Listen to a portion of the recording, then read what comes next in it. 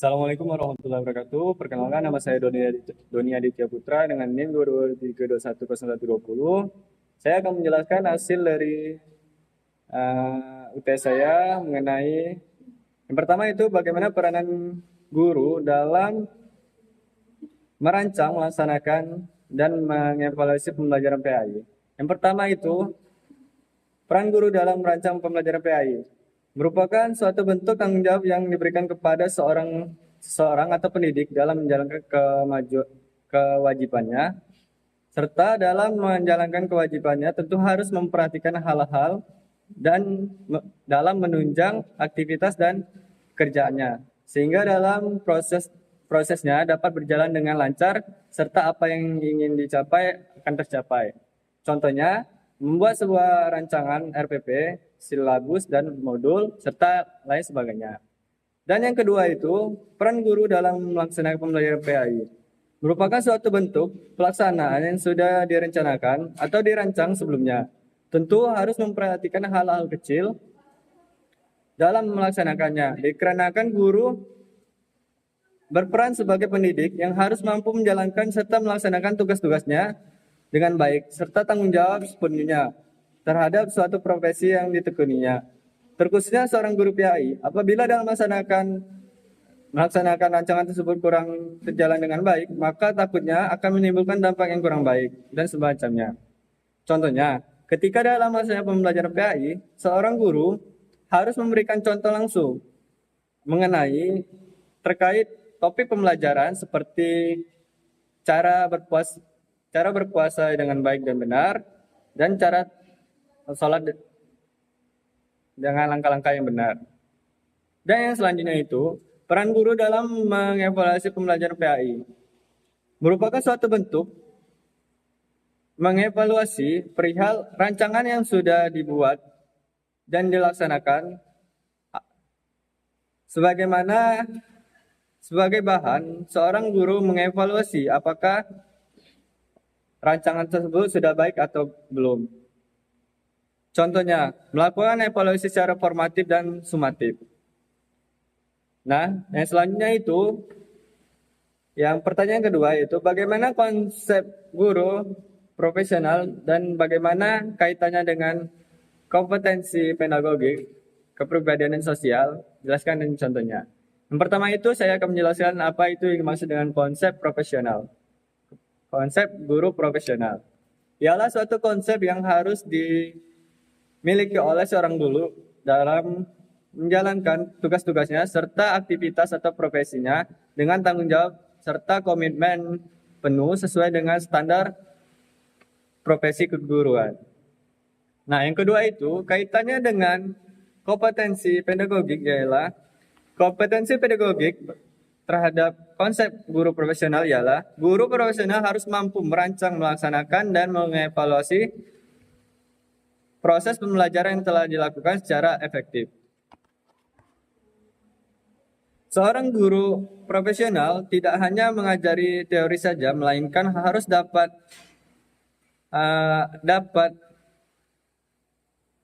menyesuaikan kebutuhan peserta didiknya. Contohnya, seorang guru PAI yang profesional harus menyiapkan metode atau model yang harus disesuaikan dengan kebutuhan peserta didik di dalam kelasnya.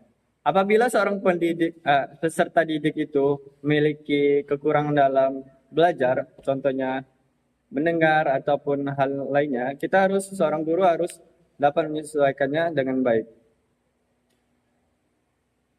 Yang kedua itu, hubungan konsep guru profesional dengan kompetensi kepribadian. Ialah guru profesional harus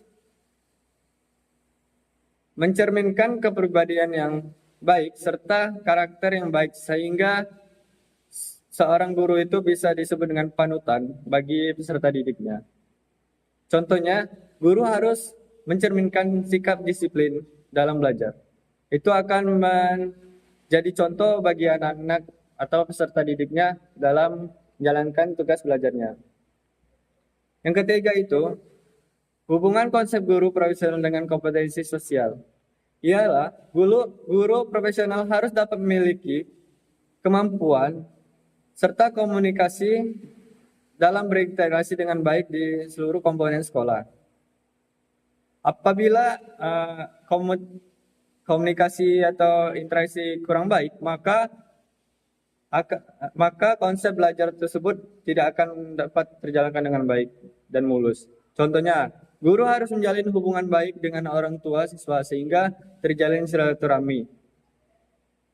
Seperti misalnya, waktu akhir semester, pastikan anak mendapatkan hasil belajarnya. Ketika tahu hasil belajarnya, kita harus memberitahu orang tuanya agar dapat mengevaluasinya bersama-sama, agar mendukung pada saat pembelajaran berikutnya anak-anak peserta didik tersebut bisa lebih mengupgrade dirinya.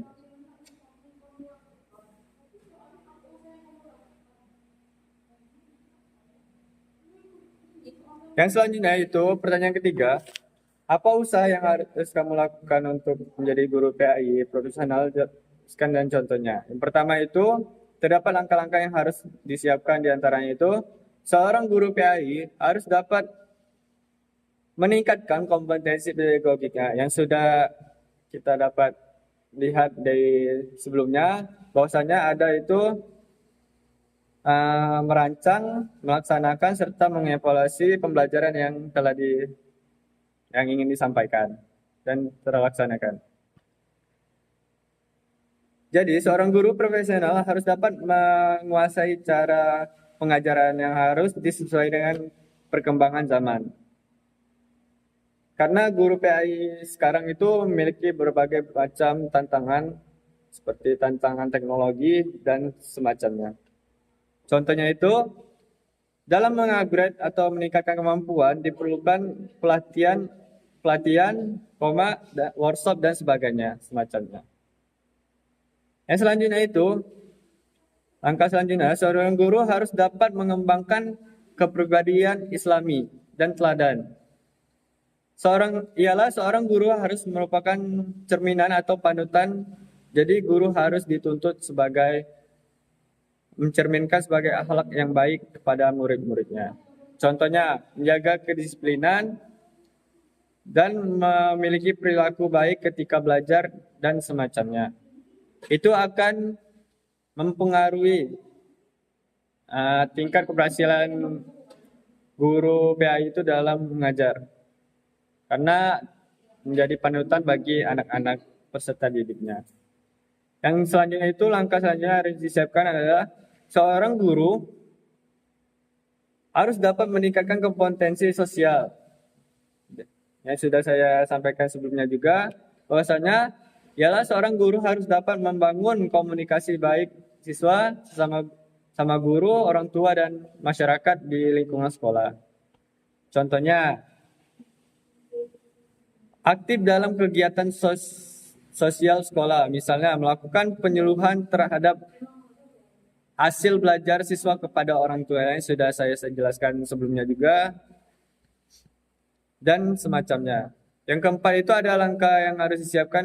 Yang keempat itu, seorang guru harus dapat menguasai kompetensi profesional. Dikarenakan seorang guru PAI harus dapat menguasai ilmu agama secara mendalam dan menyeluruh, dan harus relevan dengan terkait perkembangan zaman. Contohnya, terus memperbarui pengetahuan agama dan sebagainya. Itu saja yang dapat saya sampaikan. Lebih kurangnya, ketika saya ada salah, saya mohon maaf. Pada Allah saya mohon ampun. Wassalamualaikum warahmatullahi wabarakatuh.